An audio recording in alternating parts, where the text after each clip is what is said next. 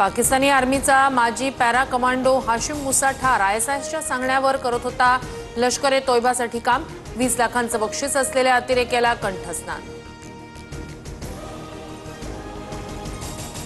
पाकव्याप्त काश्मीर ताब्यात घेण्याची हीच वेळ होती। सरकारला कुणी थांबवलं?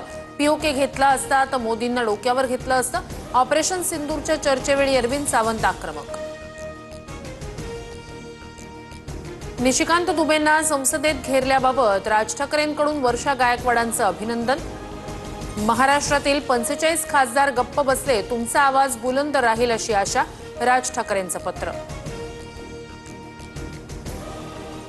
काही ठिकाणी असंवेदनशील वक्तव्य झाली, काही मंत्र्यांच्या चुका मान्य आहेत। तक्रार करणारे कोण, त्यांचं वागणंही लोक पाहतायत। वर्धेतील बैठकीत फडणवीसांचं वक्तव्य। ठाकरेंच्या शिवसेनेच्या नेत्यांनी राज्यपालांची घेतली भेट। योगेश कदम, गिरीश महाजन, नितेश राणे, संजय शिरसाट यांच्या राजीनाम्याची मागणी। कोकाटेंबद्दलचा निर्णय तुम्हाला सांगण्याची गरज नाही। माणिकराव कोकाटेंच्या प्रश्नावर अजित पवारांचा पत्रकारांना उलट सवाल। कोकाटे आणि अजित पवारांमध्ये भेट होण्याची शक्यता।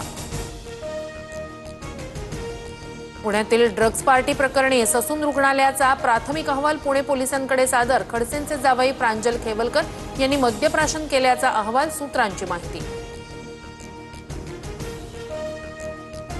नागपुरात बिअर बारमध्ये शासकीय फाईल घेऊन 3 व्यक्ती बसल्याचं समोर। अधिकारी गडचिरोली जिल्ह्यातील असल्याची माहिती। बावनकुळेंकडून 3 दिवसात कारवाईचं आश्वासन।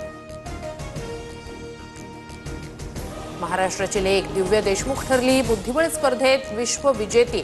नागपूरच्या कन्येनं जॉर्जियातील महिला वर्ल्ड कप पटकावला। मुख्यमंत्री फडणवीसांकडूनही अभिनंदन। कोल्हापूरच्या नांदणी मठातील हत्तीणीला गावकऱ्यांकडून निरोप। महादेवीला घेऊन जाण्यासाठी वनताराची टीम कोल्हापुरात। निरोप देताना मठातील कर्मचारी आणि गावकरी भारावले।